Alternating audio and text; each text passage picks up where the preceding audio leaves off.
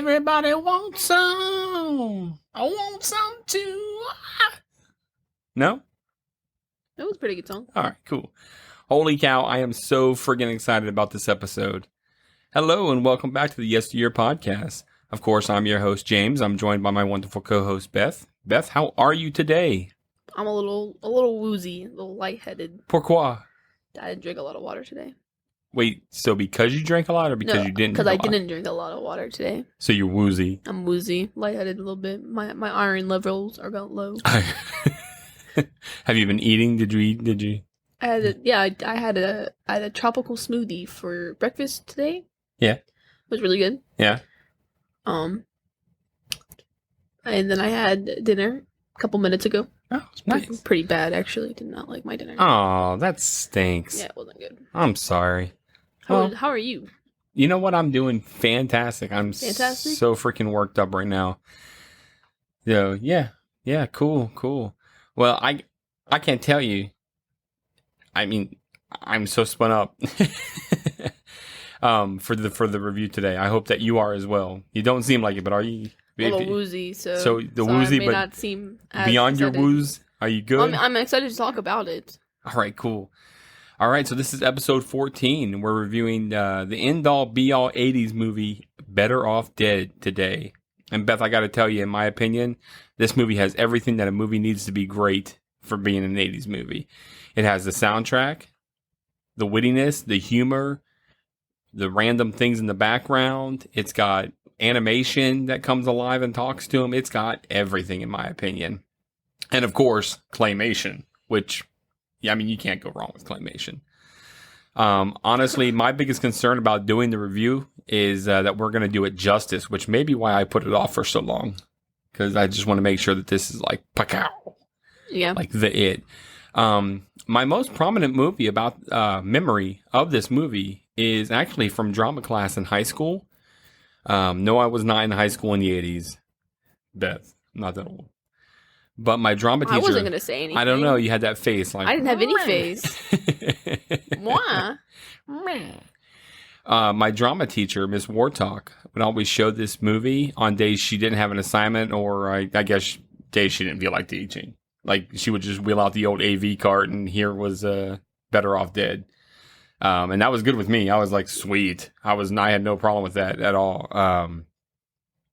So yeah, I watched the heck out of this when it came to watching it. I probably watched it more in the 90s during high school than I did in the 80s. So much that I have it pretty much memorized. So to you, your initial impression of the movie, what it was going to be like? When you told me we were going to do this one, you told me that I had death threats telling me that I had to like this movie. But yeah. I hadn't remembered what it was. I didn't know what this movie was until it came and that I was actually watching it, and I remembered that I had actually seen this movie already. Okay. I've only watched it once, I believe, ever. But I came downstairs one day, as I do, and this was on, and I just, sat down and got into it, and it was I remember this movie vividly. Like, after it started playing, I was like, oh, I know exactly what happens and when it happens. And it's one of those movies that you can see once and just know exactly after that it's what's going to happen next. Memorizing like you said you did. Yeah. This is one of those movies. So I had a pretty, neutral opinion about it going into it because I was scared about the death threats. And Jody. But then once I realized what it was, I was like, oh, this is a good movie. So, but, based on the DVD cover, would I pick it up? No. Right. Well, no, yes. Well, I would. You know what the stinks about this is? I like the DVD cover. With his face? Or and the original? Yeah. So there's two different covers, and I think that's the stink of it. I was going to actually have you do, make sure that you look at both, because the DVD cover, as of today, may be different than what the original art was. I don't remember the original. And the original art's just him. He's kind of sitting there, and all of his friends are kind of in the background. I think that's what the poster art is. Yeah. And for the poster art, I said, no, I would not watch based on the poster art. So I think, based on the DVD art that we have now, I would watch. Okay. But if I went to the movie theaters and I saw the poster art for that, I would not. I would not be like, no, let's not go see that. That looks stupid. Gotcha. But the trailer, we're jumping into it. Unless you had anything else to say. No, okay, trailer. This is your part. Watching the trailer, I realized that it was very familiar, and I was like, I feel like I've seen this somewhere before, and that's kind of where it came in. And then I gave the trailer a 4 out of 5. It was a pretty interesting trailer. It was pretty Nice. good. And I would watch based off the trailer. That's awesome. That makes me excited. So. Woo! Woo! Woo! I got woos. Woo! Woo! Bunch of owls in here. That's woo. Who? Yeah, the owls say woo. I know. They don't say woo. If they were wooing, that'd be freaky. Well, don't judge the owls. Some maybe they're. Have you ever seen those giant owls that look like David Bowie in the lab? Not the white ones, but those huge ones. And they look at me that face. And they have like that. I don't really like owls. They're like they have such 5 long feet tall. legs. Why do owls? Look have up such giant owl. You don't have to. That's fine. You know what's gonna come up if I type in giant owl? A giant owl. Owls. Giant. It's owl. huge. I mean, it's. Is that it? Yeah, Look Nice. how big that thing is. There's like a picture of a guy These standing next to him, terrify and me. it's like it's. What is this? This kind of bird? You see this? Yeah, These terrify me. I have nightmares about these. Yeah, Their man. Stupid faces. and owls without hair look even worse I because hate they're owls. they're all naked like little chickens. I don't like owls. They are terrifying. If I go out into my local forest and I see an owl, I'm going home. They also sound like freaky. They sound like screaming women. A lot of them. They're like, I don't want to look at these anymore. all right, stop looking. All right. So Better Off Dead was released on October 11th in 1985. It's about a teenager dealing with his girlfriend dumping him while he deals with a crazy family and other wacky characters that are in his life. The cast is led by John Cusack, who, again, in my opinion, is like an 80s icon, having been in other 80s staples such as One Crazy Summer and 16 Candles. You also have Curtis Armstrong. God bless you. I'm sorry. I felt it coming No. on, but I was hoping it would go away. It's all good. Curtis God. Armstrong, he's known for roles such as like Booger in Revenge of the Nerds and Miles in Risky Business. And it was actually his part in Risky Business that got him this part. There are a lot of other recognizable characters as well, but I'm not really going to go into them too far. The movie had a $3.5 million budget, and it grossed $10.3 million. So I would say that's a success. I would do. Yeah, I would. The standard is that if a movie makes double its budget, that it's a success, and everything after that is basically gravy. And this movie did that. So, good movie. However, it was not considered a blockbuster that Warner Brothers had hoped that it would be. Like, they thought it was going to be... Even bigger? Yeah, again, it had, with who it had in it and the storyline, just, I think that they had great expectations. That's fine, but I mean, if you're only putting 3 into a movie and get 10 in return, that's pretty good. That's in my That's opinion as well. 7 If I extra. invested 3 and I got back 10, that's triple my money. Yeah. So I'm happy. Yeah. Yeah. I'm happy too. Yeah. I'm going home happy. Skipping. Are you going to skip? I might. I like that you're skipping. Would you skip? I would skip it if I had to skip it, but I would not skip. What's a skip it? Blasphemy! You don't know what a skip it is? Skip it, skip it. Best part of all is there's a counter on the ball. Skip it. I'm gonna put this one in the vault. Look it up. I don't Skip it. Oh my gosh. Skip it. How do you spell it? Skip it. Skip it. Oh, this looks so sad. It's a little thing that this you looks like put something one. you give to your children when you hate Yeah, them. you put one the loop on. Oh, we your had foot. these in at school. This. Yeah, you Yeah. counts it. These hurt my ankles. Yeah, well, it's skip it. We didn't have these nice ones. We had these little balls. Yeah. Yeah, no, I know what no this ball, is. but yeah, but the This is nice what thing these are is that called? it had a little counter on it, so it would tell you how many times you've done it. Oh, these didn't have any counter Go on them. one way and then the other way. It was a good workout, and you were playing. They gave us. We got these like twice ever because we kept like we would hold the we didn't know what they did. Yeah, We were stupid. So Sure. we grabbed the circular part here and we would hit each other with it. Or I would hit people with it. right. That's what I was gonna say. I like how you said "we," but I thought it was "we." It was you. It was you. These things hurt. If these connected with your bare legs, so you get the shorts on. Yeah. Oh, you're sitting out that day. Hence, why you're not supposed to hit people with them. They didn't tell us that. If they're not explicit, then Listen, I need you to be direct with me when you give me weapons. instructions. Instructions on weapons. Jeez. Skip it. All right, skip it. So, for the beginning, we get an awesome animated intro, which I dig, and it's short as well. Like I it would came have. on. I don't know. I would have liked it better if it like panned out of a TV. It was kind of random. It just came on. It just came on. But Yep. if it was like, you know how they do those like out of the TV that's on. Okay. That would have been better. I would have liked that more. Huh. But it was just kind of, okay, here's a weird cartoon. I like how it was just short and sweet and just right to it, man. And then we open on a bedroom that is covered with one girl's pictures. And I mean covered. Yeah, obsession is not the right word for this. Yep. A teenage boy wakes up at 8 a.m. and he starts his day by kissing a picture of that same girl.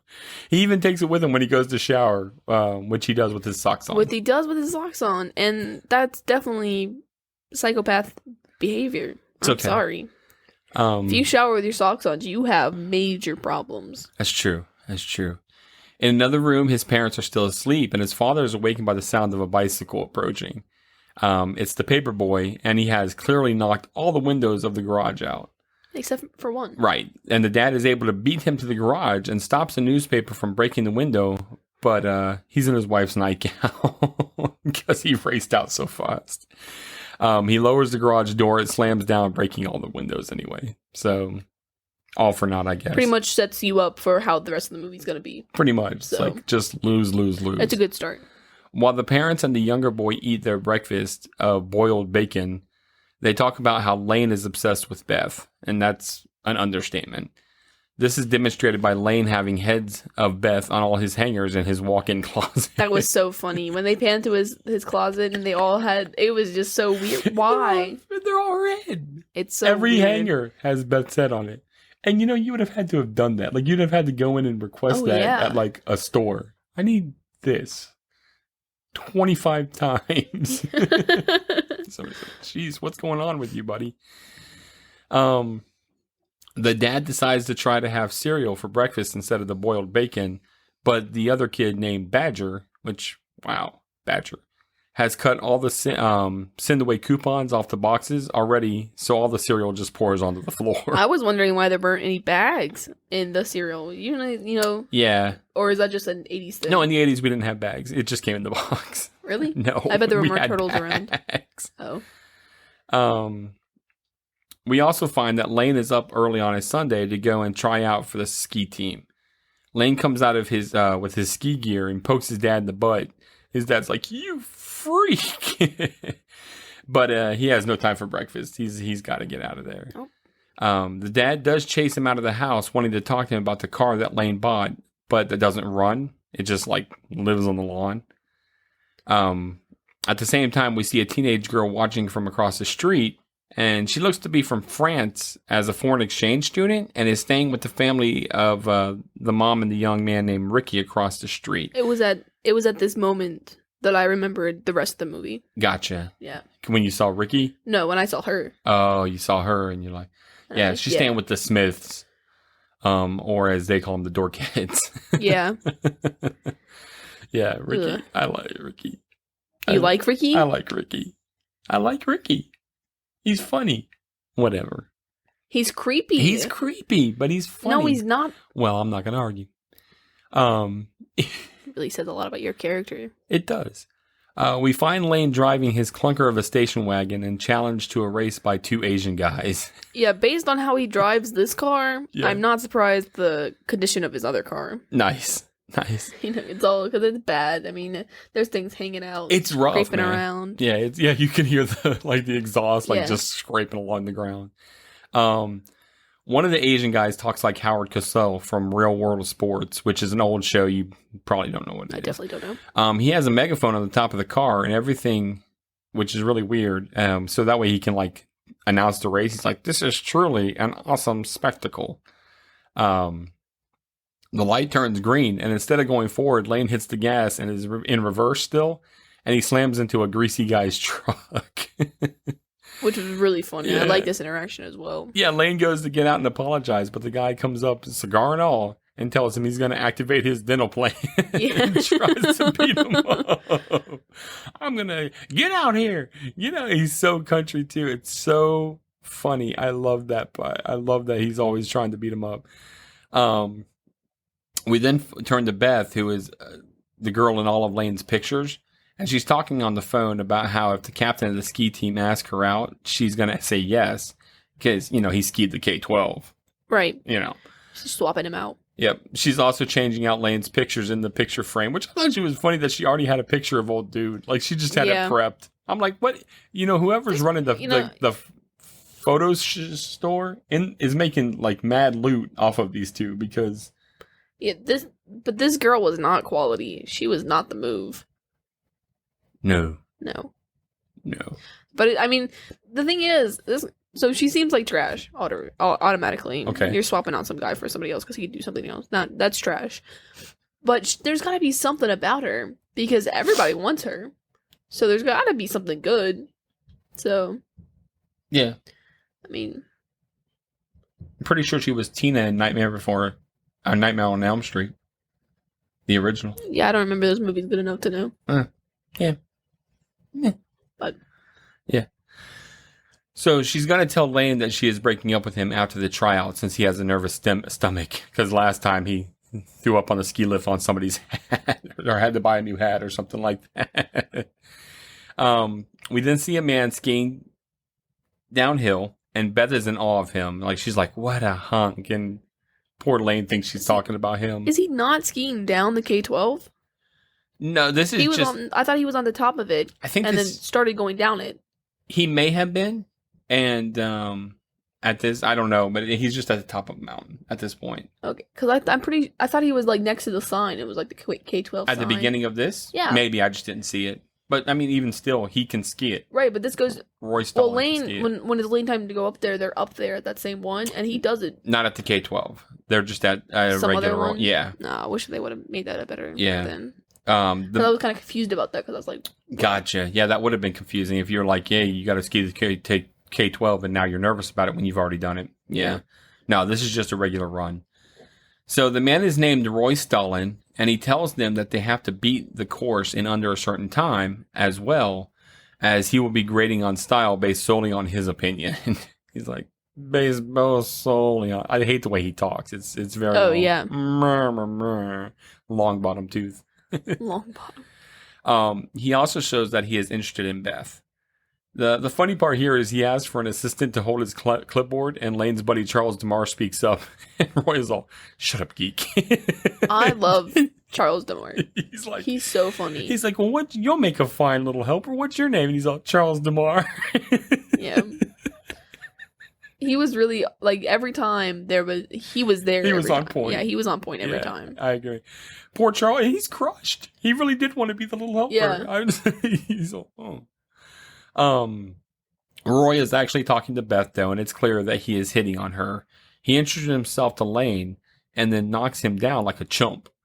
Which domino affects everybody else. Which just, it's little things like that make this movie. Yeah. It's, he's like, all right, get up. Because, the first guy's like, oh, you bunch of losers, And it's like, he's clearly talking to these people who want to be on the team. And he's got no time for any of them because they're not rich in him. So now it's Lane's time to go down and the track, and Beth is there with Roy, being her little helper. Roy asks Beth if Lane is her main wiener man, and she just shrugs. She's so disrespectful.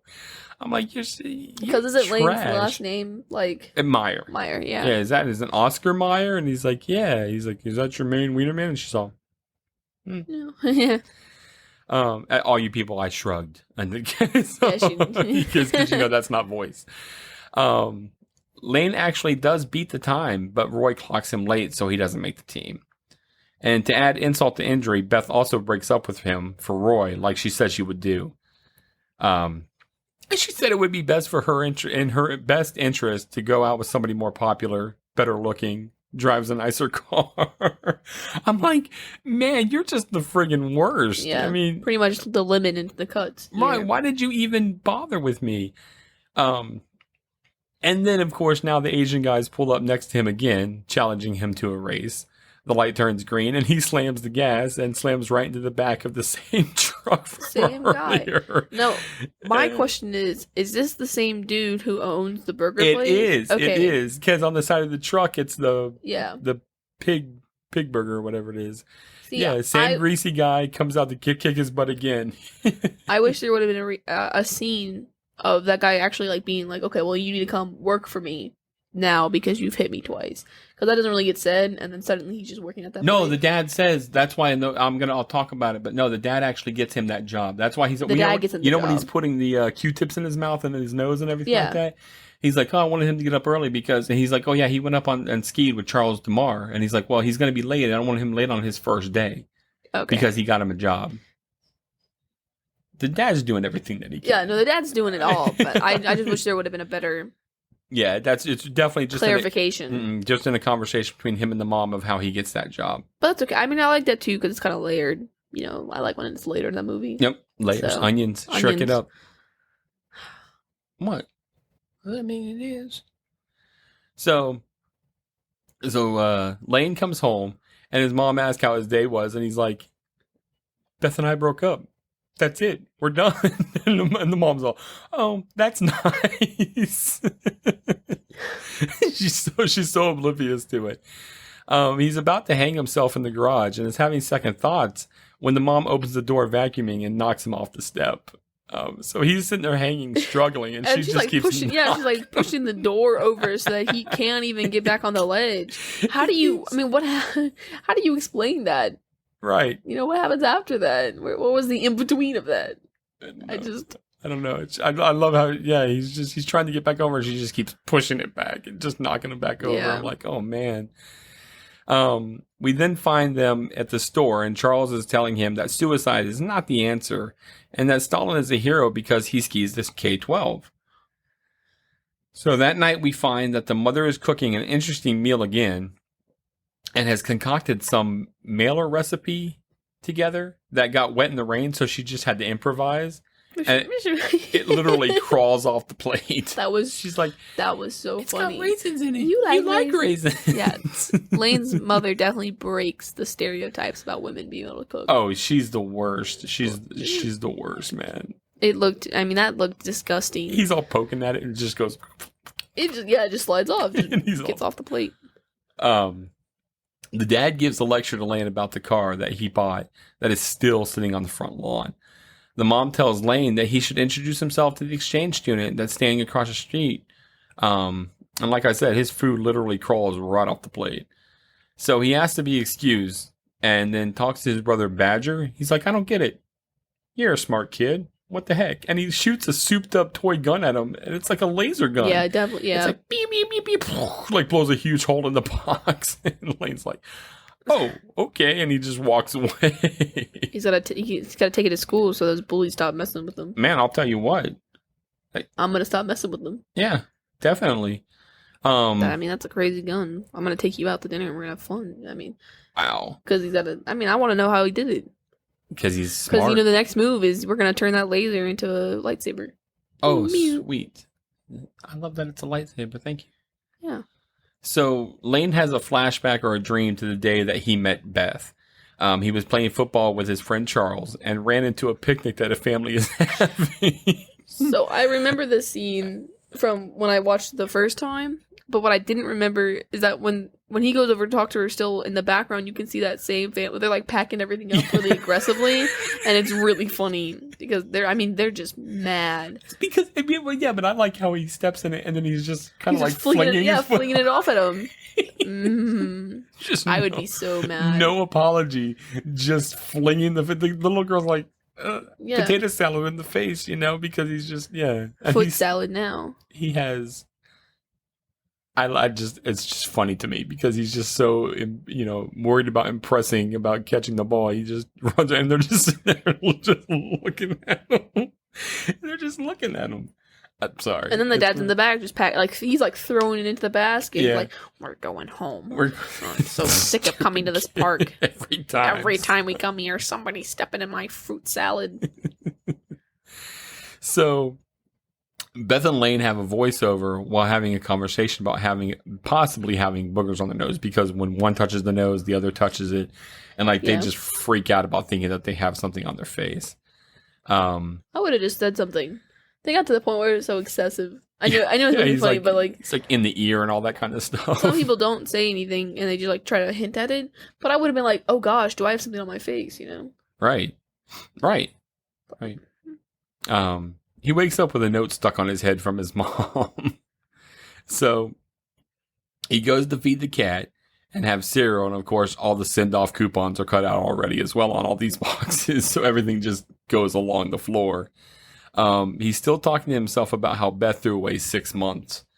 The doorbell rings and it's Johnny the paperboy asking for his $2. Oh, is it Johnny? I thought it was Tommy. No, it's Johnny. Oh, jeez.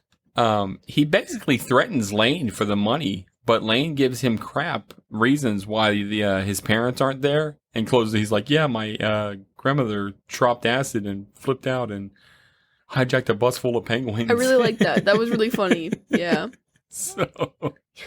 And he closes the door real fast on him. So, but then he puts a foot in, like, give me my $2. Yeah, he's like, didn't ask for a nickel.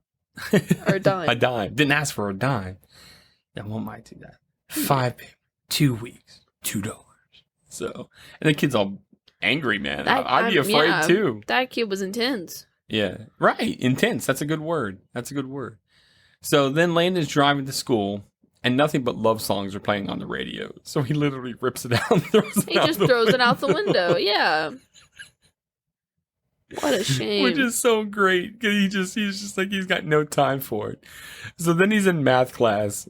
One of my favorite scenes. And this guy is giving an explanation that is like super duper deep. Like he's going on about this math. He's so deep in it. Like A and C and what's the quandary of this? And everybody's like, ah ha ha ha ha. Like, it was really, yeah. I remember this scene really well too because whenever everyone starts busting out their notebooks and everything, and it's all intense and crazy. Yeah, people got like collated. When I was, because I watched this first one, I want to say I was littler, like at least 8. Yeah.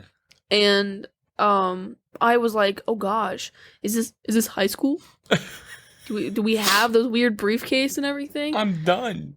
I'm not doing it. I'm telling you, he's like, the teacher's going on and like, my brain just gets smaller and smaller of how stupid I feel, and everybody's just when they started studying the problems, I understood what was going on. Did you not understand? When you could see Beth writing on the side? Oh, when they're like, x equals a squared plus over b squared and all that kind of stuff. I mean, that was his. But man, I don't know. No, you're smarter than me too. Equations of quadrilaterals. Oh, quadrilaterals. You know what? You're off the podcast. Get out. I'm doing it by myself. This is solo now. I made the comment that I thought that the teacher looked like Marlin from Finding Nemo, so I brought you this comparison picture. Okay. I know nobody else can see it, but you're right. No, with the way his forehead and his eyes and his smile. No, I see it. This guy also looks like a serial killer. You know what you should do? You should post those two side by side in the group and have people so people can see it, because that absolutely is positively true. I don't like looking at this man's face for too long. He was also in Ghost. Is he a psychopath there? Yes. Yeah, he's a ghost. I think it's fitting. He's a ghost. And he kind of shows Patrick Swayze how to move stuff, and then like he's like, "What? You think I jumped? You think I did it on purpose?" And then he freaks out and he jumps into this. He's like a ghost on the subway. It's really cool. I wish I was a ghost on the subway. That'd be pretty. I like the vibes. Would you want to look like him? I would not like to look like him. Though I'm sure if I was born male, I would look like him. Like the curly hair going. Probably. Yeah. With the forehead and everything. Yes. He's got a big forehead. All right, I want to get back to this. All right.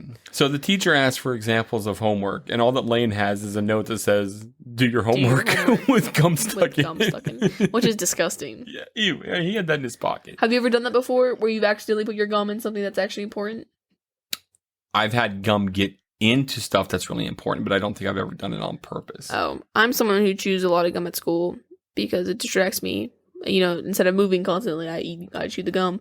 So once, in 8th grade, we had, I want to say it was math as well, and because it was one of those sheets where it's like a packet, but instead of it being a packet, all the problems are on one page. Yeah. So it's all really small, and you have nowhere to work, so you have to work it all on multiple. Yeah. So I forgot that was the homework page, and I thought it was something else that we had already done. So I put my gum in that and threw it away. And then the next class, we were supposed to have that sheet, and I was like, "Oh, man, that sucks." Yeah. So we did the old pass around where I was like, "Oh, I'm still getting it out of my backpack," and my friend just gave me theirs. Yeah. And the teacher came back around to check if I had mine. Oh, so, well, there you go. I get away with a lot in school. That's sneaky. If your teachers listen, then now you know her trick. Yeah. I hope she's not listening. I doubt she does. I hate that lady. Blasphemy! Don't say you hate people. Anyway, So the teacher starts calling on kids to give examples of their homework, and he calls on kids begging to get picked. Like, they're like, oh, like, everybody. I'm like, and then Lane. And then, he's when they call on behind someone, his they're paper. like, "Oh," when it's not them. Yeah. And ooh, and Beth. Oh, and so, Mr. Meyer. please, won't you show us your solution to this quandary of a problem? So Lane goes to start writing on the chalkboard and causes the chalk to scratch, and everyone gets big hair from it. All their hair standing straight up. Ah! That's how my hair looks, so I brush it all out. Yes, it does. It really does. Naturally, I love that though. He then starts to do the problem and flashes back to the first time that he and Beth hooked up. He talks about how the thing that they put on him broke. It was really weird. I was like, we went from math to losing some cards, and I'm like, Yeah. homie, I was like, what the heck? I like how people were stealing his tires. Yeah, I enjoy that they were stealing his tires. They were, because he was like, "There's nobody here. It's just us." miles. And then it zooms out, and all his tires are gone. It's little things like that Yeah. that really make this movie, because you're already in the scene within a scene, and now more things. and there's are also happening. other crap going on, and Yeah. you're like, oh man, This guy's life is really hard. yes, it is. It is. He starts screaming, I'm sorry, in the real life, and realizes that he's drawn a picture of a geometric woman all sad and pregnant instead of answering the question. Which, it's funny because Beth has a circle on hers. Yeah. So it's not like it's kind of like he was zoning out, but also Doing the problem. but cheating, because he didn't have any of the work. So he was like looking over at hers to try and copy it. Yeah. But was doing the stupid pregnant lady. I love it because it's got the little arm rested on inside. On the inside, it was like baby question mark. it. With a little arrow pointing. Yeah. Yes. So everyone's all disgusted face at him, and the bell rings, and the class groans like, oh. But the teacher tells them to memorize pages 39 through 110, and they're excited for the excitement. It's a bunch of sickies. Who's excited? I remember. What's sad is that class is really like that. I remember people that were like really excited about this kind of stuff. Like in my when I was in the alchemy program in high Losers. school with math and chemistry, and like she would get, her name was Miss Fish, and she would get like uber. But as excited as I am about doing this episode about math, and I would just be like, eh. And she would be like, blah, blah, blah, blah, blah, blah, blah, and I'd be all, and she's like, aren't you excited about that? And I'm like, no. No, are you I'm learning not. quadrilaterals? Because you know what? I can't even remember. No. It was Algebra 2 honors. I don't think we did quadrilaterals. That's geometry. I took all 3 of those. Well, that's because you're just a genius. Once again, thank you back to the Yes Year podcast, where I podcast alone without Beth because she wants to talk about how smart she is. Deb, let me tell you, I barely passed Algebra 2. I barely passed Algebra 1. You passed it. That's all that matters. And my teacher was funny because she actually fudged our numbers so that her scores look better. Don't be saying these things. How are they gonna know? All right. I'm not dropping any names. I'm not like, oh, Miss Fish, like you are. Wow. Yeah, how about you sit there like that? Anyway, then as Lane is leaving, he sees Beth meet up with Roy and they kiss. He goes to go after them, but Charles stops him and tells him that he is going to help him ski the K-12 and that he should start playing his sax again. I thought this was funny chicks because, dig that. Charles hasn't shown any kind of skill towards skiing. He didn't even try out, so Nope. It's not like he's some Mr. Miyagi of skiing. But he's going to help him. He's a good friend. Then the teacher approaches Lane and asks if he would mind if he asked out Beth. I did not like this. It's creepy. This made me so uncomfortable. It's creepy on so many levels. It made me I did not like that. Nobody liked that. I also want to talk about the pig fetus that Charles had in a jar. I was really hoping that there was going to be a picture of that. Yeah. So I could use that as a thumbnail today. But there wasn't. And I was there was, but it was a really low quality one. Yeah. And you couldn't really see the face. And it was really bad. But I really wanted to draw you as the pig. I thought you would have liked that. I would have appreciated that. So yeah, I don't know. For some reason, he has a pig fetus in a jar in math class. I would have done when we dissected the baby pigs. I would have liked to have kept one in a jar. And that's weird. That's weird. You wouldn't have wanted to do that? No. We did weird things to those pigs. We didn't dissect them well. Wow. So I guess that having the pig fetus just adds to the creepiness of his character, whatever. But he's a good friend, so we'll take him, I right? wouldn't say he's creepy. Well, I mean, it's kind of weird to carry a pig fetus around in a jar. I mean, if you make it weird.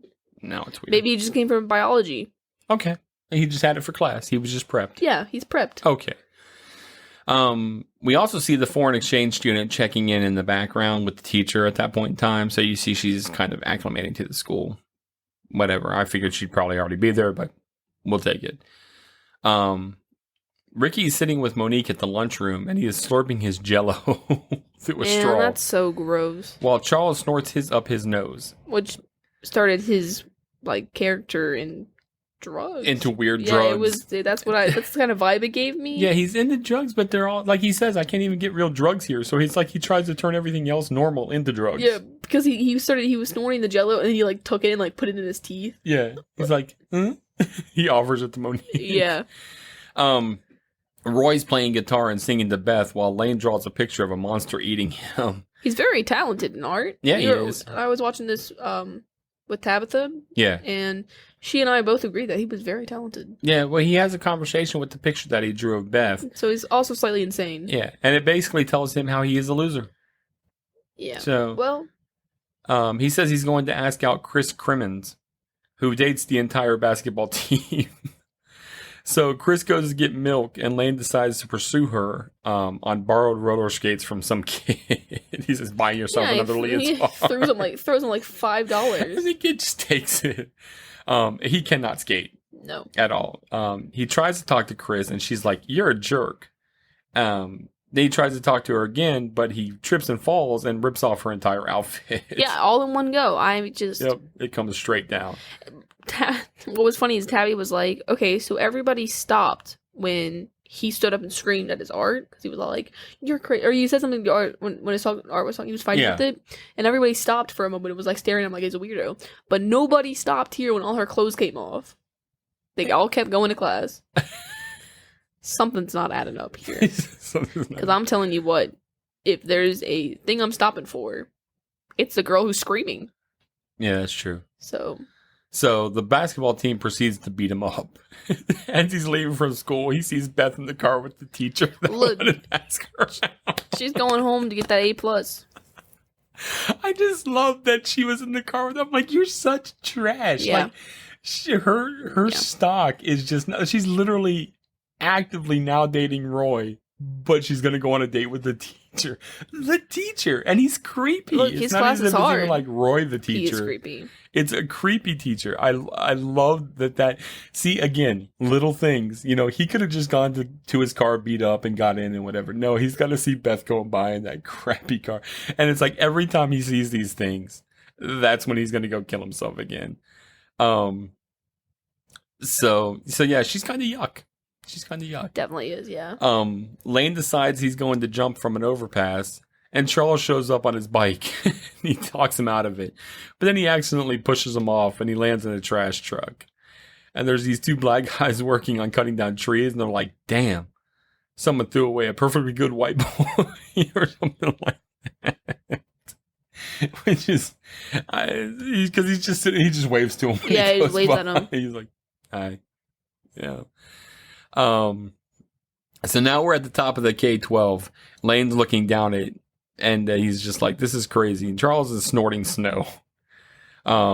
He's like, "Man, the whole left side of my arm is numb." Yeah, and I can't move my arm. Yeah. So Charles tells Lane to go that way really fast. If something gets in your way, turn. Lane's like, "What a coach." Yeah. So Lane goes to ski the K-12 and just rucks out horribly. What's funny is I'm pretty sure they use the same clip every time he falls. Oh, yeah. Why film it again? The one time's good enough. That's fair. There's no reason to keep paying somebody. It was just really funny. So it's Christmas time, and Lane calls Beth because he got her a little gift. A little teddy bear. But she tells him on the phone that Roy got her a giant teddy bear.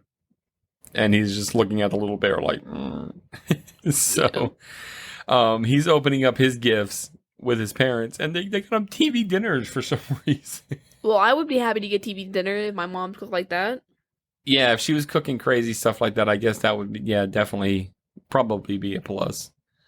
Over at Ricky's, they're opening gifts as well. And Ricky gives Monique a gift, and it's a picture of him. It's the same picture that's on the table. It's just his face, and he looks like somebody took a picture of him surprised. He's like... Yeah. It's a great picture. I'm gonna be really angry if I get a picture like that. Yeah. I'm gonna be... it makes sense why she stayed quiet. I would stay quiet, too. Yeah, she even says that. That's why she stayed quiet. Yeah. She's like, if you were here with them, wouldn't you? So Lane is in the garage running the car to have it fill up with exhaust and kill himself again because Beth. His parents are exchanging gifts still, and the mom gives an aardvark coat, which is hideous. And it's got the head on it. It's an still. aardvark? Yeah, that's aardvark. I thought it was an anteater. I think they're the same thing. I think that an aardvark and an anteater are like the same thing. Well, let's ask Google. All right, what's your vote? I think that they are the same thing. Let's see. Anteaters belong to the order Pilosa, while aardvarks belong to the order Tubulicadidum. There are 4 anteater species, and there are only 1 aardvark species. So they're not the same? They're not the same. Wow. You were wrong. Oh, well. There you go. Anteaters are weird looking. Yeah. I really like aardvarks. Yeah. They're really cute. So Monique runs out to the porch to laugh at the picture of Ricky. Lane's parents are marveling at the fixed windows on the garage door when Lane accidentally kicks the car into reverse, causing it to back through it. So the parents didn't see the neighbor next door who's also wearing an aardvark coat. Yeah. Everybody's wearing one. Everyone will wear this year. Everybody's going to be wearing that this year. I would wear it. You know what? I would too. I know you would. Freak. I love stuff like that. I do too. Yeah. So we see the mailman who's like a crap mailman. He's like literally dropping mail as he's walking in and like reading people's mail. I made the joke that that's kind of how FedEx does. Oh yeah? Have you ever seen those videos where it compares how people deliver, and FedEx is always the worst because they like throw the packages and they like chuck them. They chuck them. Yeah. So that made me laugh at that. So the mailman, like I said, I mean, he's literally going through people's mail. He delivers to Lane's house. He first asks Badger about his book that he ordered, How to Pick Up Trashy Women. And Badger snatches it and runs off. Then he rings the doorbell again, and Lane answers. So he asks Lane if he would mind if he asked out. Lane just slams the door, even though the guy is still talking. Like, you can hear the guy talking through the door. Oh my gosh. This is hilarious. Lane's dad is reading what looks to be like self-help and psychology books, trying to reach out to his son. How to parent. Yeah. He tells him that he is going on a date with Joanne Greenhorn. He's like, you're going on a date tonight. And he's like, oh. I love how he said, oh. He's like, yeah, one of my friends, he's like, man, she's got an antenna on her face. And he's like, all right, I'll go. Like, he agrees to it. He's like, fine. Lane goes to pick up Joanne, and she is just a wreck of a person in looks and in personality to me. Yes. And she has no interest in going out with Lane. She's like, look, I'm doing this as a favor. I don't want to do it either. And she literally tallies up what the date would cost and asks him for half of it. Yeah, which didn't make sense to me. Will you take a check? But it didn't make sense because if you're going to split the paycheck, okay, that means you're both getting rid of the money. Right. So if it's like $13 between us, and I'm paying 13, you're paying 13. Yeah. I wouldn't give you $13 if we were doing this. She's just not a good person. No. I mean, if that's the case, we both just keep our money and then go our separate ways. Right. No, she wants the money. She wants the money. She wants the money for the date. That didn't make any sense. No, she's going to go on a date with somebody else and spend it. So now we're at the school dance and Lane is sitting with Charles. Roy walks by with Beth and tells Lane and Charles that they get his vote for the cutest couple. But shave her first before kissing her. Charles loses his crap laughing. Yeah, this cracks him up for sure. He loses it. And he just keeps along going, which was funny. Ricky shows up with Monique and starts dancing, and everyone is cheering him on. Like, this is his time to shine. Like, he's going with it. At the end, he just lays down. He pushes her down, and then he belly flops, and it's all crashed. He gives someone his glasses, and he's just like, "All right," and then just lays down. Yeah, he like does this jump and just like flop, and then that's it. And everyone starts dancing over him. Throws his jacket on his back. Yeah. Lane leaves out of the dance, and Monique chases him down, literally pushing him down the steps. He recognizes her as the exchange student and introduces himself. I love this also because Beth and Roy are dancing, and she's like taps Roy on and it's friggin' Charles Dumas again, shows up laughing. He's still talking about the shaving. So Monique does not admit to speaking English at all. Ricky runs out with a balloon, and he like jumps after it because it starts to float away. He does this like little sad jump, but then he chases them down as well. I related to that. The little sad jump? Yeah. I'm sure. With the balloon. Yeah. Been there too many times. So Ricky tells Monique that Mother is picking them up at the front of the school, but Lane tells him to tell her to honk her horn. And Ricky's like, you shouldn't have Mother wait. Yeah. So, again, Lane's starting to get a little cheery, but Roy comes by and gives Lane more guff. And then at the same time, Ricky and his mom pull up. And so Monique leaves as well. So now it's just Lane. He starts to walk to his car and once again gets chased down by the paper boys who start to assault him with newspapers demanding their $2. Yeah, which is funny. Yeah, it's like a zombie scene or something like that. And then all of a sudden it's like... It was really intense, yeah. But it's just funny. I really enjoyed how much was happening throughout the entire movie. But there's always something going on. But it was all like... Not just something was happening, but that it was also continuous jokes, like the same running joke was continuing. Like Paperboy or the "Can I ask out Beth" thing. You know? So I really like that. Yeah.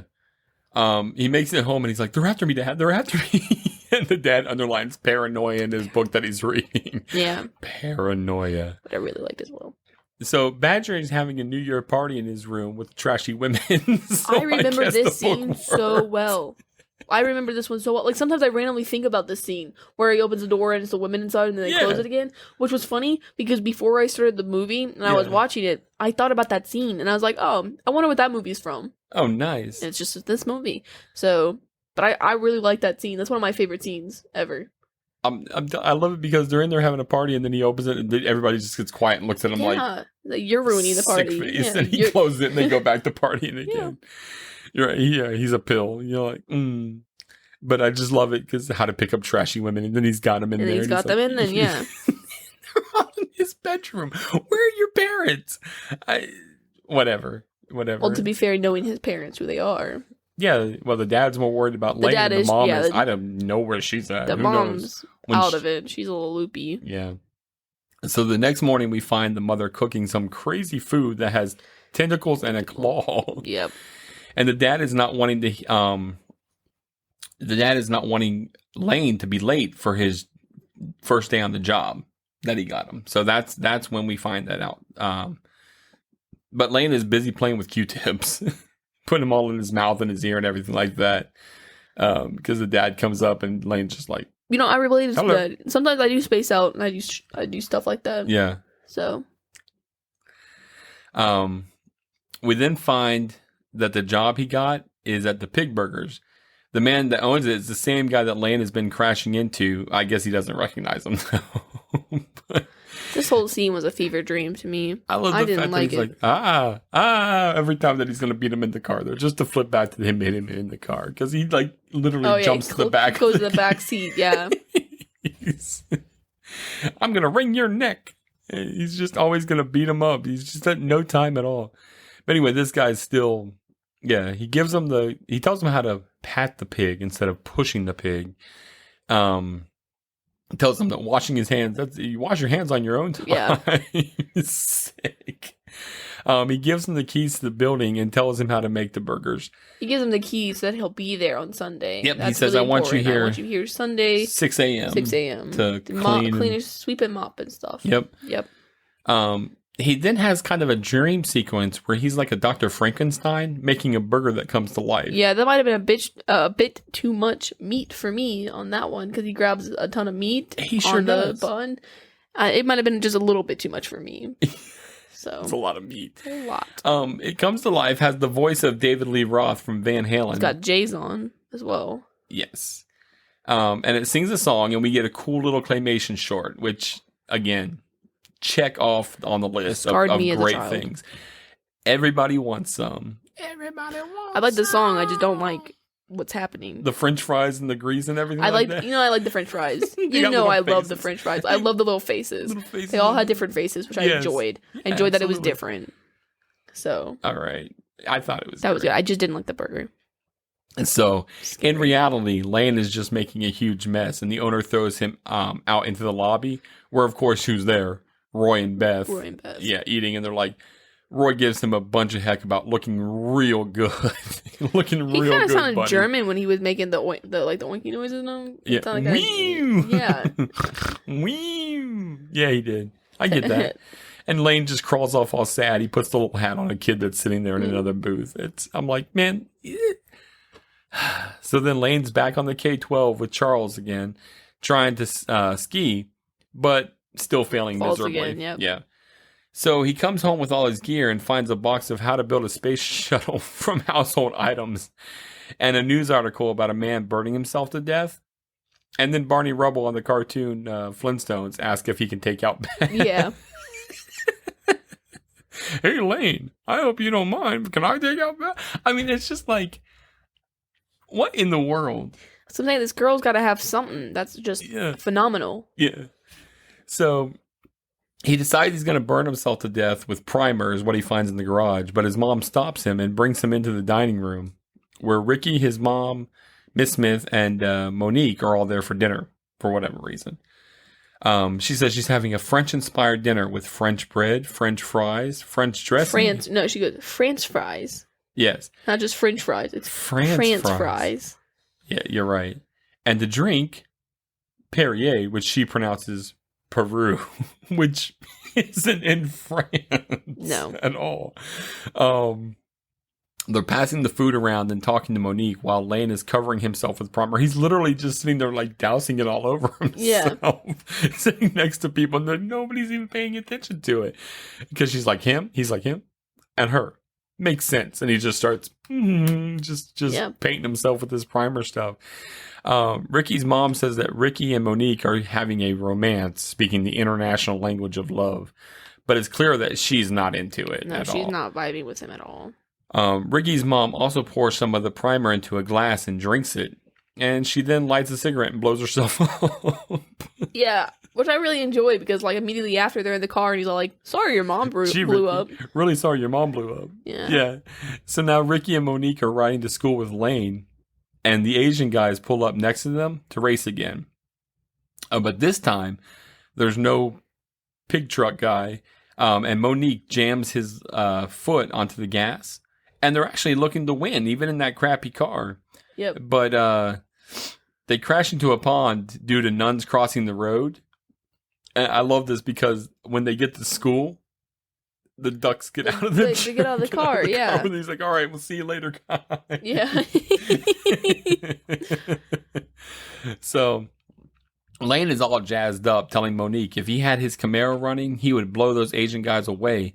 But then Roy and Beth walk by and he gets all deflated again because he's wee at him. I really like that he talked to Monique like she could understand him. Like at this point, he doesn't know that she can like really understand him. Yeah. But he keeps talking to her anyways. Yeah. I like that. I agree. I agree. Yeah. Yeah. So Monique is sitting with Lane and Ricky comes with them. He takes the book out of the nerd's hand and like chucks it. Yeah. And the kid goes, and he just slides his tray down. He also takes Monique's food, like because Lane's trying to introduce her to American food, quote unquote, and he just takes it out of her hand and starts eating it. And he's like, Lane's even like, okay, yeah, he is. That part was just, I'm like, well, there's that. Roy once again comes up to tell him that he will be picking a new team captain for the ski team. All he has to do is beat him. Roy starts to hit on Monique, and Monique opens a Coke on his pants and like sprays all over him and everything like that. Yeah. So Roy gets mad and talks trash about Monique. So Lane challenges him to race down the K-12. And I like it because he's like, we'll just, just you and me, we'll keep it quiet. And then this just in. Yeah. Lane Meyer will be. Like, no pause. It was like immediately. Yeah, and everybody's all, woo! Yeah, cheering him on. He's like, aw. So Lane takes his broken ski to the ski shop to a guy named Smitty. And Smitty's all beat up and mangled from trying to ski the K-12. He's like, yeah, after the Olympics, I thought the K-12 would be a breeze.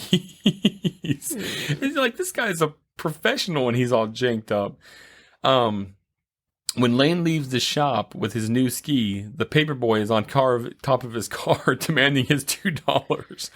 So what does Lane do? He drives through a car wash. The car wash. Yeah, he's like, no, I can't swim. That's how you kill people. I'm like, just a little murder. It's all good. It's all good. So it gets home, and Monique is outside chucking oranges at a no parking sign. She starts to complain about Ricky in English. And he's like, well, honk my hooter. You can speak English. You little liar. And he's like, would you want to talk in this house? I thought if he would lose interest in me. But instead, he just uses, an excuse to come even more. She talks about how she wanted to come to the States to see Dodger Stadium. Because he's like, other than baseball, what else does America have? But she says, after a back and forth for a while, she says, you won't tell on me. And he promises not to tell that she speaks English. And she's called in by Ricky's mother, who's all blown up. Her face is all bandaged. See, at first, I thought it wasn't bandages. I thought she was shaving her mouth. I thought she was shaving her face, is what I thought that was.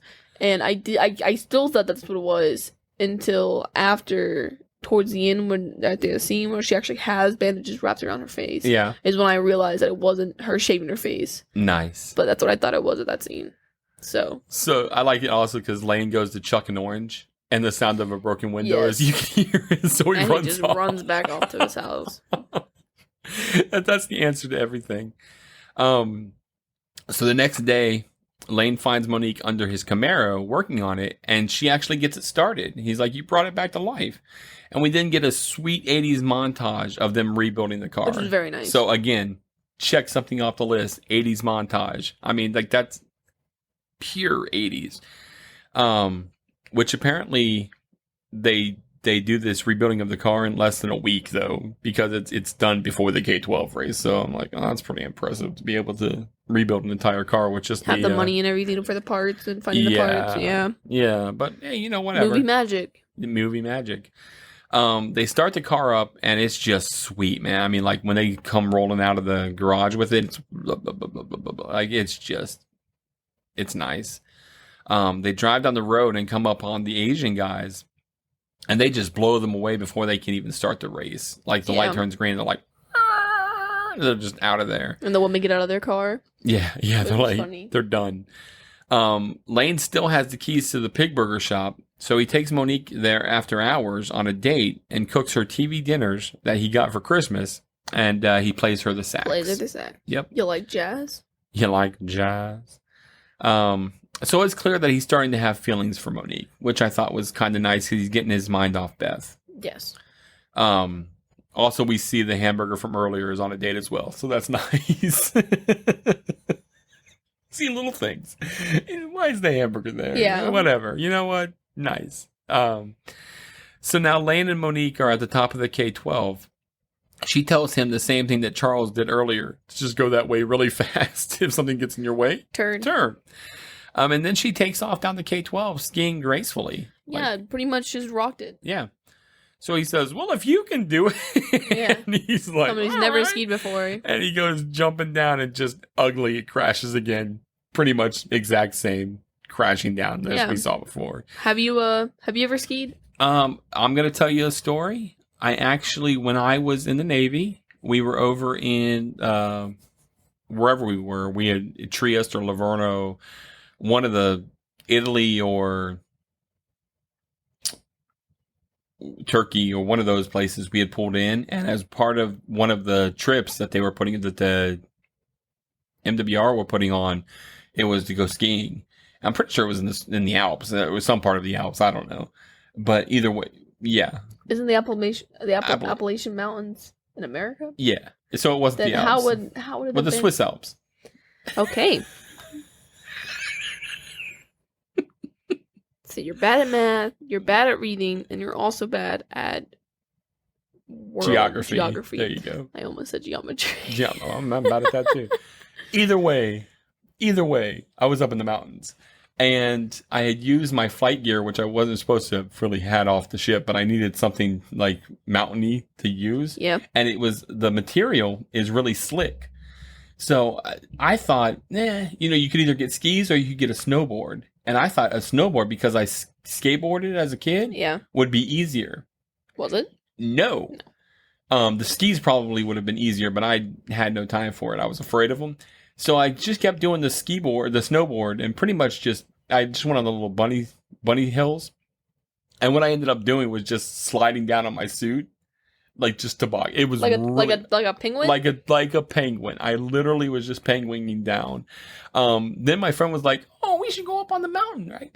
So I get on this ski lift thing, and it just kept going and going and going up. I didn't realize how high it was going to be, and there was no bar across the front. You were just sitting back. Yeah. I didn't know that. No. I thought there was always a bar to keep you in there and safe. No bar. No bar. So I got to the top, and the guys yelled at me in a foreign language, and I just stayed on and rode back down. And everybody that was below me was looking at me like, why is there a guy in the seat? Nobody rides back down. I rode back down. Oh, yeah. And the guy at the bottom was really surprised. Like, he had no clue why there was somebody on there. Yep. I was terrified. There was no way. You're supposed to jump, I think. I was supposed to get off. Well, you're supposed to get off. Right. No. But aren't you supposed to jump off? When you get to the top, you kind of like do a little... Yeah. No. They don't stop. I was terrified. On the entire time. I was terrified. There was no way that I was going to be able to get down that mountain. No. I was having a problem with the bunny hills, let alone I'm going to try and go down a mountain that has cliffs and stuff like that. Yeah, okay. I sound like Goofy. Going down the damn thing. Yeah. They're all broken. Penguin style. Penguin style. I'm good. I've never been skiing.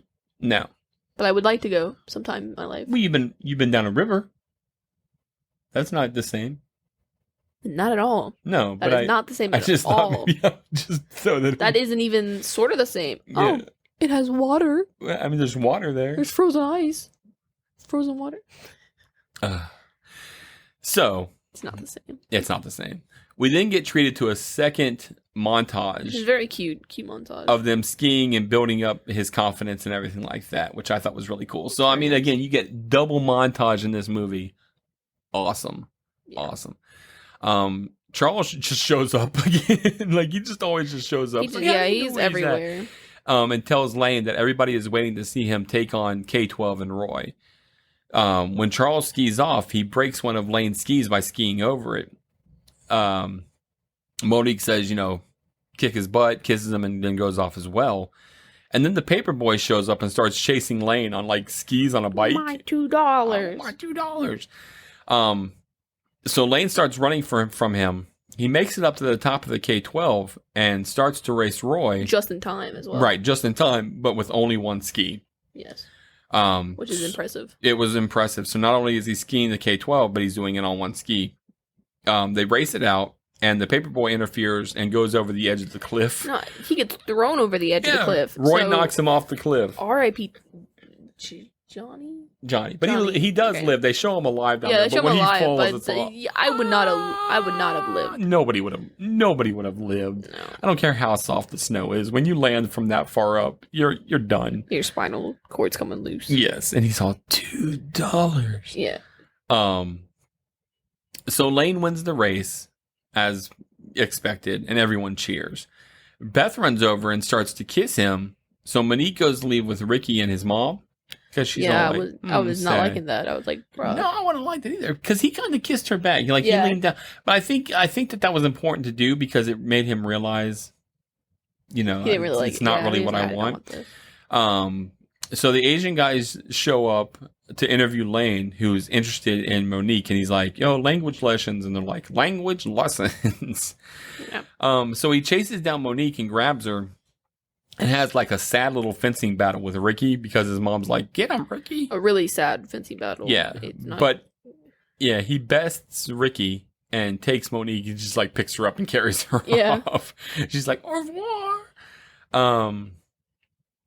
But Ricky doesn't completely lose out, as a girl that looks a lot like him comes and helps him get up. Yeah, and he's not necessarily happy about having to settle for himself, I suppose, but... No, he just shrugged and he's like, yeah. Whatever. And the mom's all, help me up, and he just walks off. Just walks off. Stuck. We close on Lane and Monique sitting on his Camaro in the Dodger Stadium kissing, which I thought was nice. Definitely nice. Very nice. And of course, it's an 80s movie, so it has to end with a quirk. And we see the paperboy riding towards him from mid center field. Yep. We also get a credit shot of a rocket launching out of the garage. And assumably that's Badger launching in his spaceship that he built from household items. So, all in all, you got sneeze? Yeah, I almost did. I You think I'm got good. Sneeze, you good? I think I'm good. All in all, claps to the movie. Claps, Yep. claps, claps. So what are your overall thoughts on the film and the experience? I thought it was a very good movie. It was very funny, very entertaining. Yeah? Would you recommend it to a friend? I would recommend it to a friend. Sweet. Sweet butts. Of course, we've rated out with the moos. 0 to 5 is the scale. How many moos do you give Better Off I Dead? gave it 4 out of 5. Ladies and gentlemen, this is my 5. This is my 5 of a movie. When it comes to all the movies that I've said and everything like that, this is my 5. This is the one that gets compared to. And again, I've been afraid of doing it, but I guess I would give it a 4.5. a 4.5? Yeah. It Fantastic. was really good. It was really close for me. There were just certain things I'm really critical in these. Yes, and that's good. We want you to be. So for me, the thing that I would take away from this, my what is it? A T I would take away from this. What is that phrase? Your takeaway? Right, but isn't it like, the T I would take away from this? Oh, I don't know about that. Oh, I don't know. Okay, whatever. Would be the fact that they're not really good, like I said, with him getting the job or stuff like that. I just wish certain things would have been explained more. It's my only thing from this. Okay. I was looking through, I think the only other movie I've given a 4 is Honey, I Shrunk the Kids. So Yeah. I would give this a 4.5 because I think this was better than that. Yeah. So... Very cool. Yeah, one of the things I love about this movie again is it just keeps going. There's no, like, sometimes there's lulls in movies. Like, but this has no stops. No, I mean, it's just constant. Just constant. And it's good the entire time. Yep. I mean, it rolls and it's funny. Right. It's a good movie. Favorite character? Favorite character is Charles DeMar. I mean, I can like Ricky all day long, but Charles DeMar is definitely my favorite character. Because he's just always there, and he's a good friend, and everybody wants a Charles DeMar in their life. Someone who just shows up. How about for you? Mine would be Charles DeMar as well. Would it be? Yeah, I think a second close is Lane, though. Which is I don't really always. You usually don't like the main characters. characters. So yeah, but I did like Lane. He was pretty. His comebacks I think were funny. Yes. But he didn't act like a main character. He wasn't the main it wasn't the main character to his own life. He was a side character to his own life. I got you. Everyone was a side character to Beth. So Beth. yeah. Oh gosh, I was trying to remember what my favorite scene was. We said it earlier. I forgot. I'm sorry. We started talking about that and I forgot. Favorite scene? Yeah, what's your favorite scene? It'll remind me. Well, my favorite scene is going to be a tie between both times that he's about to get his butt kicked by the guy in the car. It's going to be the car for me. That's what it was. Thank you. Is it? Yeah, it's going to be the car for me. Probably the second time in the car. Because I just love how he runs to the back of the car. The guy's reaching. Get out! Get out of here! I'm gonna give you the dental thing. I'm gonna activate your dental plan. I mean, he's so definitely that. And then I mean, the trashy women makes me laugh. I mean, because that also Badger would probably just be my makes me- favorite scene yeah. as well. Least favorite character. See, this is a toughie, and I was thinking about this when I was driving. I guess the least between least favorite and least likable are going to be the things. My least likable character is Beth, because I just don't like her as a person. She's just a horrible person. But I don't understand. Yeah, you know what? These Like, when I favorite think- characters in movies is really hard for us because there's not really when we talk about these movies, we don't really go over the least favorite character. Like when we talk about characters, it's not like we were really focused like on we're not like talking about Roy all the time. Like, oh, Roy was really funny in this scene because he did this. Right. No. So it's really hard when we go back over characters because you don't want to pick a character that you haven't really talked about because obviously nobody likes Roy. Right. So you would think, oh, that's my least favorite character. Right. But for me, it's Ricky because I really just did not like Ricky Because he's uncomfortable. because he's uncomfortable and he gives me bad vibes. So that was my least favorite character, but that's my reasoning behind it. Right. I don't really like when people pick least favorite characters like the villain. They're Right. like, oh, I'm just gonna pick the villain because I don't like the villain. He's a villain. Right. So See, that's why I think it's always difficult for us because you want to pick Beth or Roy because they're the bad people in this movie. Right. I see. Now it's not. I don't pick Beth because of the movie. Now I just don't like her because she's a trash person. Yeah. I mean, she's literally tells him, I'm going to date him over you because it's going to be better for me. Not because of love, not before. I mean, he's in love with her, or at least he thought he was in love with her. And she's just like able to just like ditch him out, like with no qualms, no nothing. And then even still, like I said, she's dating Roy and she's going to go with the teacher. Yeah. She's a crap character. She's a crap person. So it's more about, and then at the end, oh, he beats Roy. So she's automatically right back in his arms. No problems, you know. Oh, nothing was wrong. Yeah. That's a crap person. As a character, she's supposed to be like that. So then she wouldn't be my least favorite character. Like whenever I think of least favorite characters, I think of like somebody who, I mean, we talked about it like when we had last episode. yeah, The group of kids, we were like, "Oh, whoa, what's your least favorite kid out of this right. group?" And we said the Lost Boys kids. Yeah. Right. Okay. Well, if you want to change my example, Oh, go sure, ahead. I'm we go off sorry. that. But I mean, anyways, it doesn't matter. Let's just. I mean, you can take Patrick and SpongeBob. You know, who's your least favorite out of that? It's not necessarily you don't like that person. It's just that's who you are. So when you have to pick Beth based on like it's her character is meant to be this suck girl that for some reason everybody likes. So it's like, well, obviously I'm not gonna like her. So it's when I guess I mean either we can keep doing it like this where it's like, okay, well you pick your least favorite character like this, or we can just do where it's our least favorite character out of the characters that we liked. I guess the way, I mean, let me just try and explain it a little bit more so that way I make sure that you're understanding what I'm saying. You're meant, like if she had just broke up with him, hey, we break up, and then they broke up and went with Roy, then that would be one thing. Yeah. You know, but throughout the movie, she's also just a garbage person. Yeah, no, Okay, you get what I'm saying. I'm just saying that her character is to be that. I guess. And that's why, I mean, it's to be trash. And that's what she ends up being. So She it's ends up like, being okay, trash. I don't like this girl. Yeah. Well, I mean, but I guess you can say it's the same thing with Ricky. Ricky's meant to be uncomfortable and weird, that weird kid. Yeah. So that's why you end up not liking him. But it's not like Ricky's going around and cheating on people or... Right. So, I mean... No, he's just weird and uncomfortable. He's just a groper. Just gross. I don't know. Least favorite characters are always really weird. Mm-hmm. I think when we do least favorite characters, what we should do is just off the top of our head, least favorite character. That's always how I do. I just put down instinct. I gotcha. Instead of trying to break it down. Yeah. Because you can have reasons why you don't like a character, but if it's not like, if the character you don't like isn't like the main character who's good and everything, then it's not gonna matter. If you don't like a character, so if you don't like a character who's like a villain, then it's like, oh, well, that makes sense. It's a villain. Right. So, but if you hate Batman, it's like, well, you have to have good reasons because he's a hero. You know what I mean? Right. Hero. I use that loosely. Yeah. I don't like DC. I'm Batman. I like DC villains. I'm more of a villain person. Yeah. I never like the main character usually. Yeah. So. Yeah. All right. Well, that all makes sense. What else you got? Oh, I think that's it for me. Least yeah, that's it. Favorite scene? Anything else with that? Do you have a least favorite scene? No. We don't really talk about that. No, I don't. I really like all this. My least favorite scene would be the dang hamburger scene. I hate that scene. That scene, as soon as it started, I knew it was going to happen. And I was like, oh, no.